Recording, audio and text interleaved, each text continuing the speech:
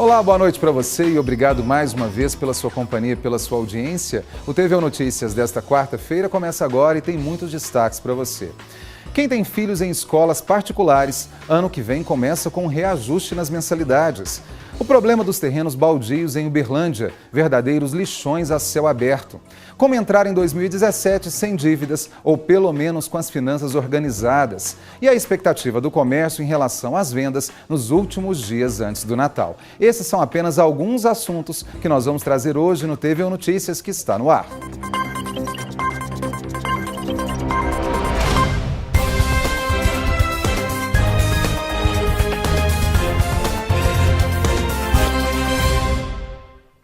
A gente começa o TVU Notícias de hoje com uma notícia não muito boa, principalmente para os pais de alunos matriculados em escolas particulares. É que as mensalidades, no início do primeiro semestre do ano que vem, vão sofrer um reajuste entre 8% e 15%. A reportagem é de Célio Júnior e Gislene Rodrigues.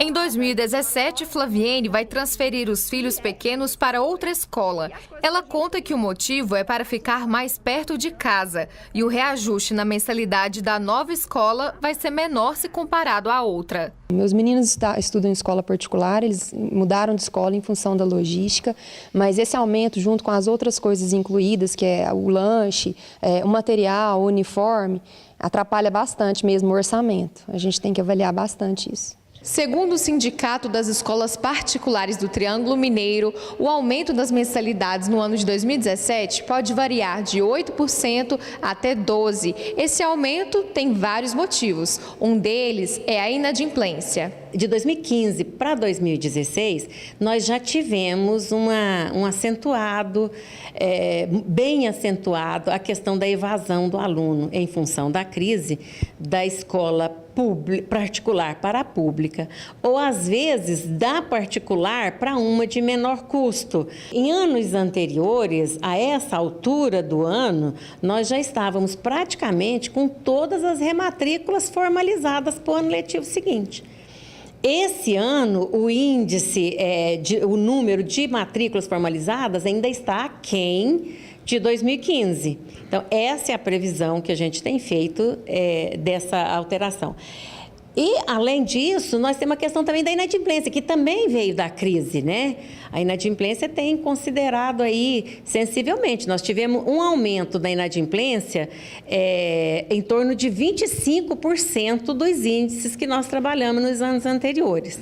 O aumento da mensalidade varia de acordo com a planilha de custos de cada escola, que é dividida pelos alunos cursantes.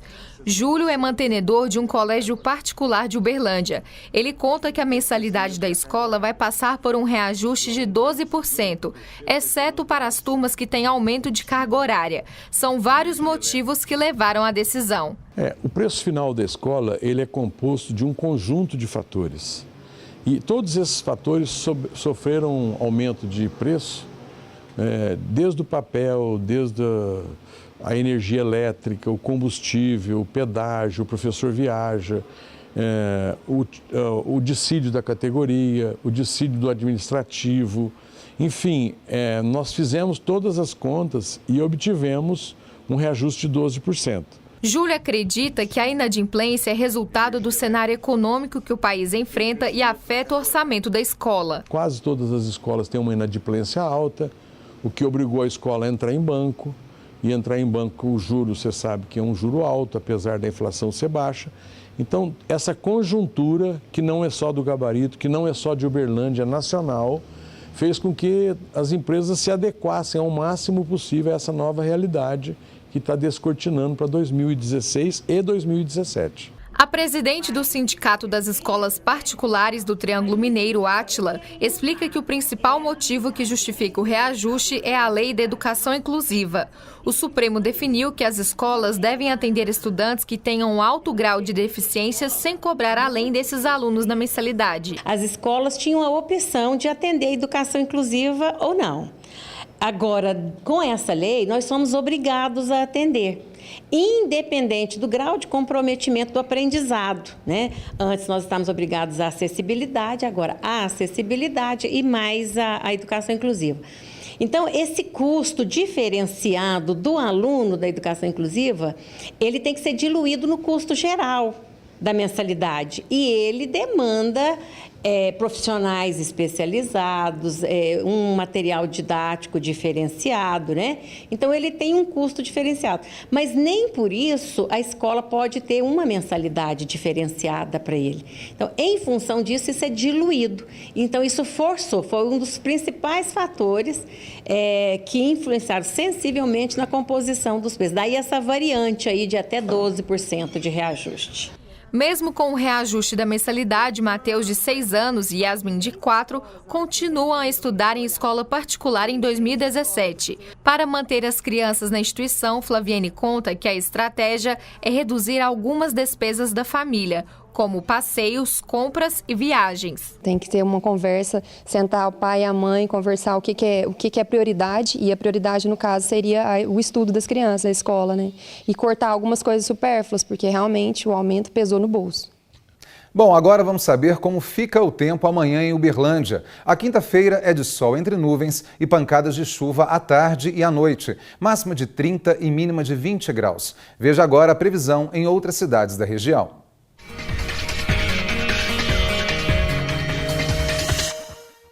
Em Vazante, a previsão é de sol com algumas nuvens sem chuva. A temperatura máxima prevista é de 32 graus e a mínima de 21. Em Araguari, deve chover durante boa parte do dia, máxima de 29 graus e mínima de 18. Em Ituiutaba, o tempo é de sol e aumento de nuvens pela manhã e pancadas de chuva à tarde, máxima de 33 graus e mínima chega a 23 no Pontal do Triângulo. Em Nova Ponte, a temperatura deve ficar entre 21 e 31 graus. O dia amanhece com sol, mas tem possibilidade de chuva no restante do dia. A cidade cresce e com o desenvolvimento e o progresso, vem também os maus hábitos. É que em meio a casas e prédios que são levantados diariamente em Uberlândia, existem ainda muitos terrenos baldios, locais em que pela falta de civilidade acabam virando verdadeiros lixões, uma prática comum e que prejudica principalmente o meio ambiente. No terreno e ocupando parte da rua, o lixo chama a atenção de quem passa pelo local. Até um sofá e um guarda-roupas foram jogados. A placa com o aviso é grande, mas parece não estar aqui. Estamos no bairro Tibere, zona leste de Uberlândia, e este é apenas um dos vários lixões irregulares espalhados pela cidade. Desde maio do ano passado, Uberlândia conta com a fiscalização deste tipo de descarte, mas a equipe tem apenas 3 pessoas, o que parece insuficiente para evitar a prática ilegal. A nossa equipe são 2 fiscais, o motorista, às vezes vai junto uma viatura da CETRAN, às vezes vai junto uma viatura da Polícia Florestal. Quando nós precisamos e a polícia não está conosco, nós temos um contato à distância, a gente chama em coisa de 10 minutos, a polícia chega também para dar apoio à nossa fiscalização. Nós estamos tentando coibir a sujeira da nossa cidade, a sujeira do nosso meio ambiente e a proliferação de locais que provavelmente vão dar rato, vão dar escorpião, vai dar barata, vai dar cobra. Todo lixão dá isso. Então nós não podemos ter lixões em Uberlândia. Uberlândia não tem lixão. Quem faz o lixão, infelizmente, é a população inconsciente que joga em lugar indevido. Normalmente um lixão irregular é formado aos poucos. Uma coisinha aqui, outra coisinha ali. E nesses lugares são depositados quase todo tipo de material. Só em Uberlândia são mais de 100 pontos críticos, um risco para o meio ambiente e para a saúde das pessoas. Várias pessoas já nos falaram, mas a prefeitura vai lá e limpa, a gente vai lá e joga. Não, limpa para ficar limpo. Esses locais são terrenos públicos, são terrenos particulares, são áreas de preservação permanente, beiras de rio, praças, áreas verdes, que estão lá para ficar limpa, para deixar a nossa cidade mais verde, mais bonita, o oxigênio melhor, chover mais. Então nós precisamos dessas áreas, mas precisamos dessas áreas limpas. E quando faltam pessoas para fiscalizar e sobra gente para descumprir as leis, olha só no que dá. Enquanto a nossa equipe fazia a reportagem, essas pessoas foram flagradas descartando lixo em um terreno do bairro Segismundo Pereira, que também fica na região leste da cidade. E o que já não é bom, desta vez ainda foi pior. O terreno usado para jogar o lixo irregularmente fica em frente a um ecoponto, o lugar certo para onde deveria ir parte de todos esses resíduos. Atualmente, Uberlândia conta com 13 ecopontos espalhados por vários bairros. Uberlândia gasta por ano aproximadamente 3 milhões com a limpeza dos lugares usados indevidamente como lixões pelos moradores. Dinheiro que poderia ter outro destino, como a educação ou a saúde, por exemplo. Quem joga lixo em lugar irregular pode ser multado e, em alguns casos, até ir preso. Nós temos a nossa fiscalização, quando a gente pega alguém sujando a nossa cidade, sujando os nossos rios, sujando as nossas praças, os nossos terrenos, que apesar de vagos têm que estar limpos. Quando a gente pega alguém, a gente faz a multa e às vezes dá até detenção se o caso for mais grave. Como você está terminando o ano em relação às finanças? Já se organizou para entrar em 2017 sem dívidas? No próximo bloco, saiba como você pode equilibrar os ganhos e gastos e evitar, claro, aquela dor de cabeça. O TV Notícias volta já.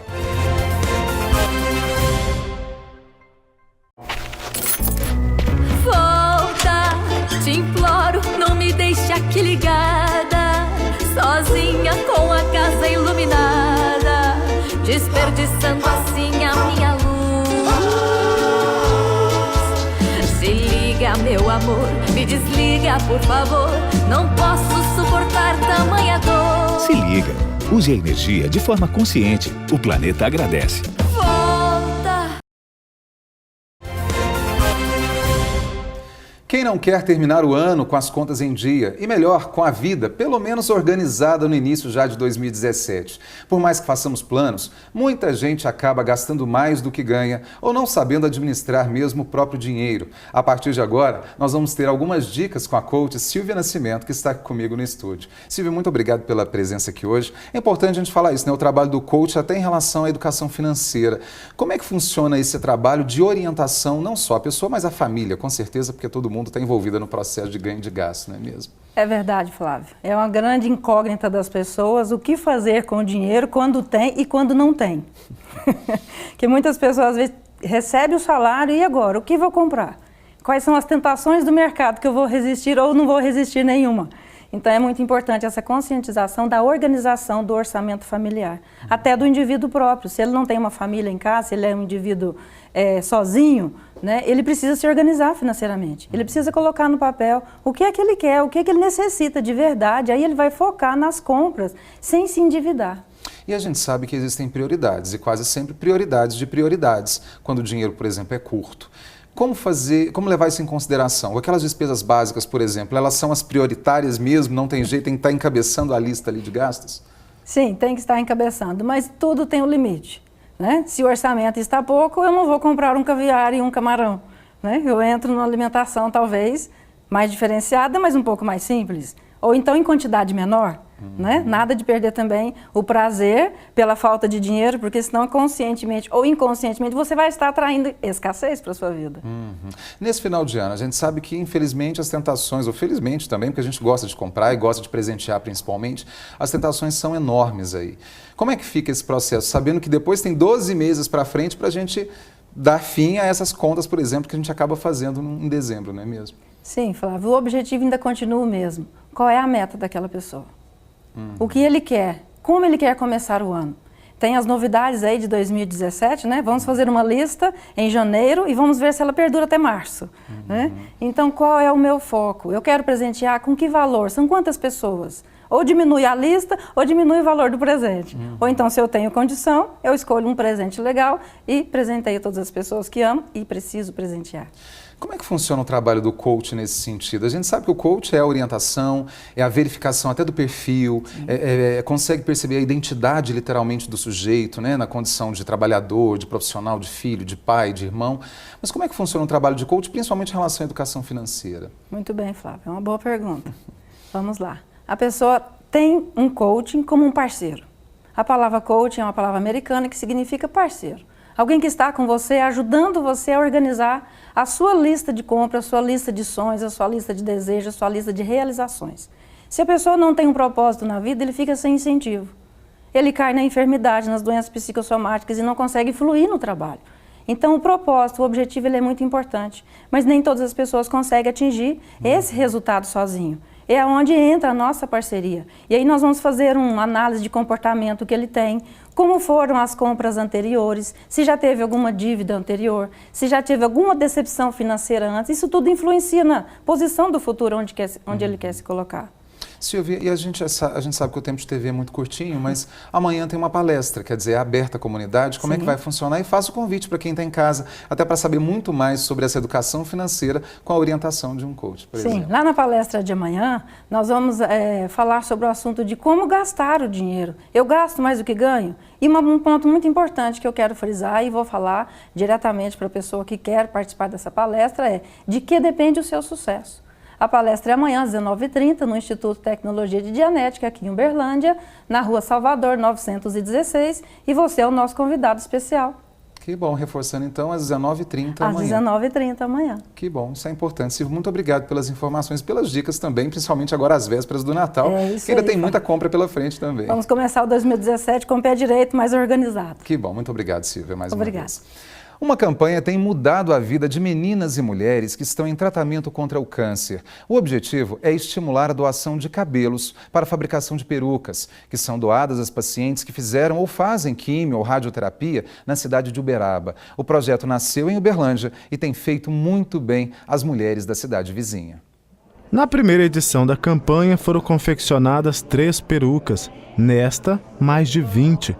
Tudo começou com um projeto de extensão envolvendo alunos de um centro universitário de Uberlândia.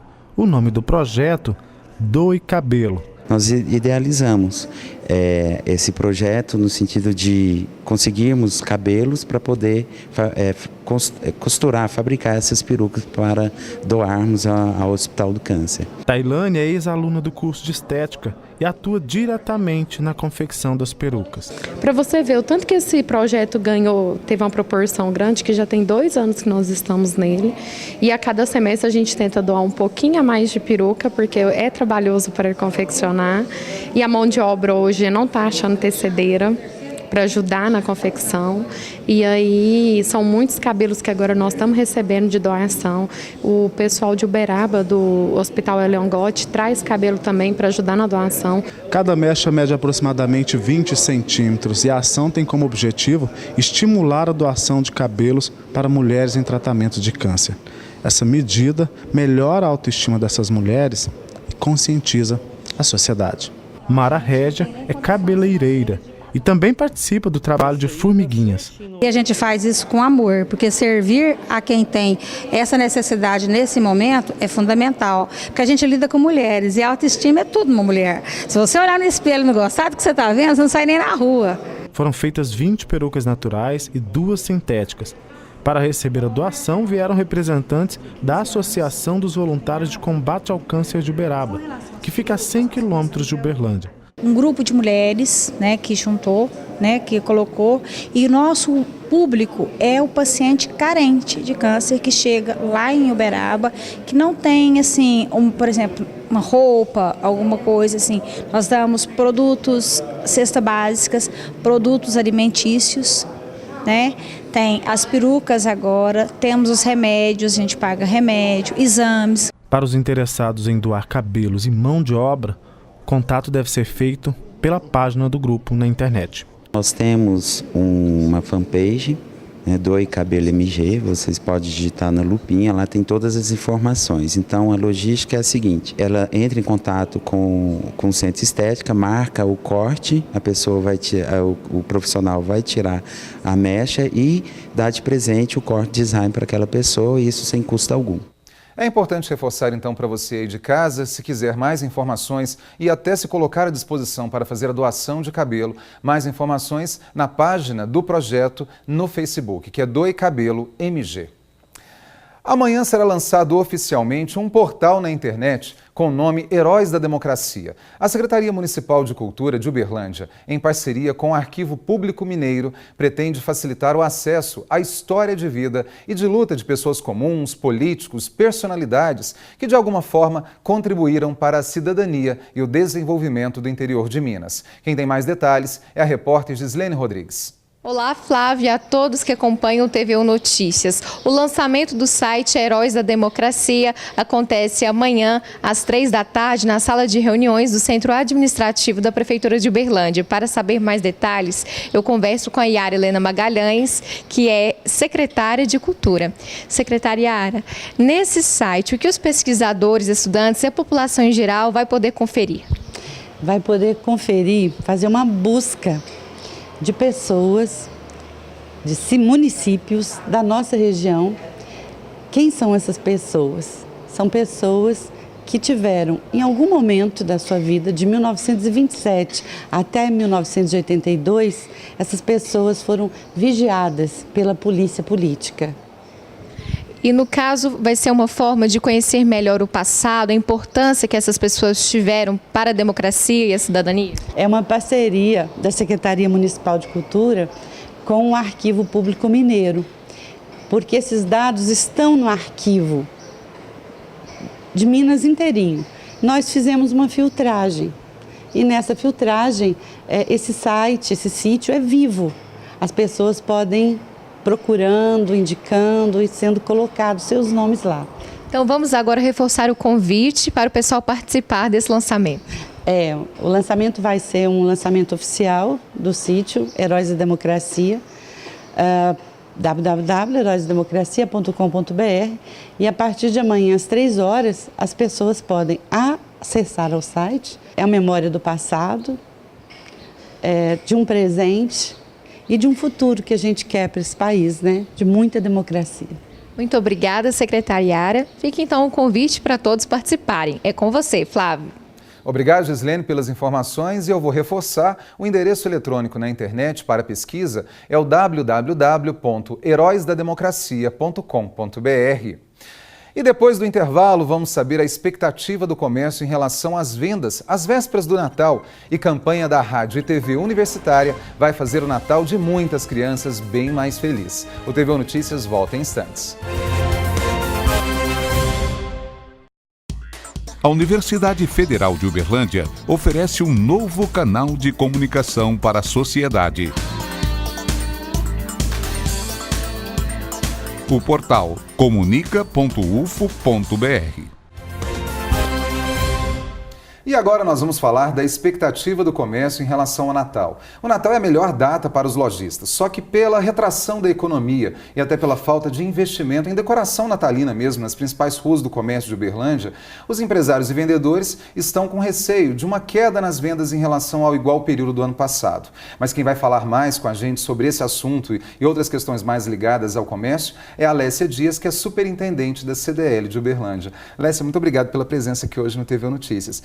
E a gente sabe que realmente, infelizmente, em função de um cenário muito maior do que o cenário até de Uberlândia mesmo, da nossa realidade local, a expectativa não é das melhores, mas é a principal data do comércio. Então, de alguma forma, existe um positivismo em relação às vendas, não é mesmo? Sim, né, Flávia? Acho que é importante que essa expectativa não é só de Uberlândia, ela é nacional. Então, os fatores, né, políticos e econômicos que têm acontecido no país trouxeram realmente essa percepção.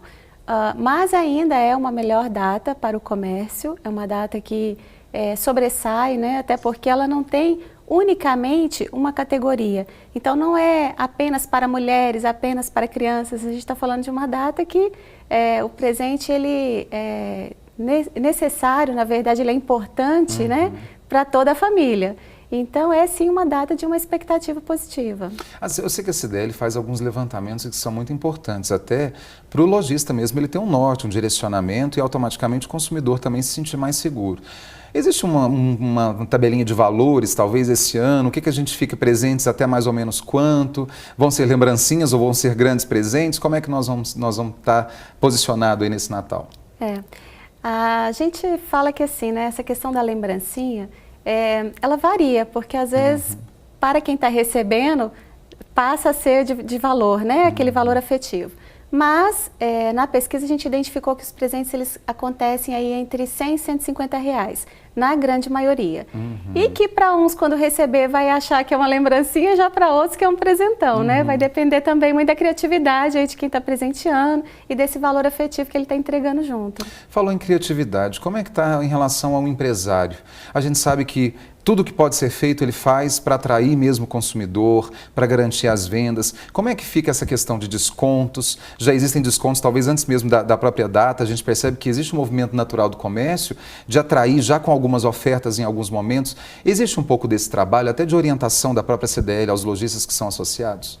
Sim, essa orientação de trabalhar o ponto de venda, né, da criatividade, fazer promoções, promover descontos, isso é fundamental, porque num cenário de concorrência, né, e da livre iniciativa, o empresário ele precisa sair na frente, ele precisa mostrar que ele também está no Natal, né? Porque às vezes é muito comum, a gente entra para ver alguma coisa, o consumidor passa por ali e dependendo da atratividade daquela empresa, dependendo da promoção, da condição, da forma de pagamento, a pessoa desperte e faça aquela compra naquele momento. Então esse trabalho ele é muito importante e sim, claro, a gente, né, sempre informa que o associado, que o empresário ele precisa fazer esse trabalho, ele precisa fazer seu dever de casa para ajudar nessa data tão importante. Em relação a direitos e deveres, existe também algum tipo de orientação da CDL, até de ouvidoria também, quer dizer, as pessoas podem procurar a CDL em algum momento, tem alguma dúvida em relação ao comércio, não sabe sobre credibilidade, talvez algum comércio que não tenha emitido nota fiscal, e aí o consumidor volta na loja, de novo acontece isso. Tem alguma forma de contato com a CDL para que vocês também possam acompanhar mais de perto algumas questões aí ligadas a direitos e deveres de ambas as partes? O direito do consumidor especificamente, ele deve ser tratado pelo PROCON, então a gente orienta que o consumidor faça, né, esse acesso ao PROCON. Mas na entidade a gente tem o balcão de atendimento ao SPC, que ele funciona de segunda a sexta, das 8 às 18 horas. Esse atendimento é gratuito e principalmente voltado para as questões de negociação. Então a pessoa que ela teve algum desentendimento, desacordo, ou que o nome dela está registrado no banco de dados SPC, e ela precisa de informações, ou ela precisa buscar uma negociação, ou ela precisa de ter acesso, né, a dados da empresa, é possível que ela faça isso gratuitamente lá no nosso atendimento. E Lécia, um recadinho para quem está em casa, para a gente fechar considerações finais já com um recadinho. Vale a pena ir às compras sim, mas observe o orçamento, a gente até já falou isso também hoje no programa. O que a gente pode falar e recadinho para quem está em casa? Exatamente, né? Acho que é importante que a gente passe um Natal, principalmente, além do presente, principalmente com muito amor, com muita tranquilidade. Então, se for compras assim que nos tirem o sono depois, acaba que esse brilho do Natal ele não será tão intenso. Então, a minha recomendação é que, primeiro, faça esse planejamento, sim, né? Vá com uma lista, com uma intenção já de valores que pode ser gasto, e que a pessoa também, ela procure pesquisar preço, né? Pesquisar promoções e compre com antecedência, não deixe para a última hora, porque a gente sabe que na última hora qualquer coisa vai servir, então às vezes o preço não vai ser tão atrativo. Nossa, nesse sentido. Que bom, Lécia, muito obrigado mais uma vez pelas dicas e considerações aqui no programa. Eu que agradeço. E no fim desta semana serão entregues as doações da campanha Fábrica de Emoções, promovida pela Rádio e TV Universitária. Aproximadamente 5.000 pessoas serão presenteadas com brinquedos, roupas e muito mais. Com certeza, um Natal mais feliz para muita gente. Dona Terezinha está feliz da vida. É que hoje ela fez a entrega dos porta-objetos produzidos com muito carinho para ajudar quem precisa. Quase 50 copos de requeijão foram transformados em presentes. Dentro de cada porta-objeto vão de brindes jujubas para adoçar a vida das crianças neste Natal. Muito feliz de colaborar com eles também, com as crianças, que é um porta-treco. Pode colocar xuxinha, pode colocar borrachinha, pode colocar aqui dentro e vai também uma gominha para eles comer. A doação de Dona Terezinha vai se juntar às outras várias que fazem parte do projeto Fábricas de Emoções, promovido pela Rádio e TV Universitária.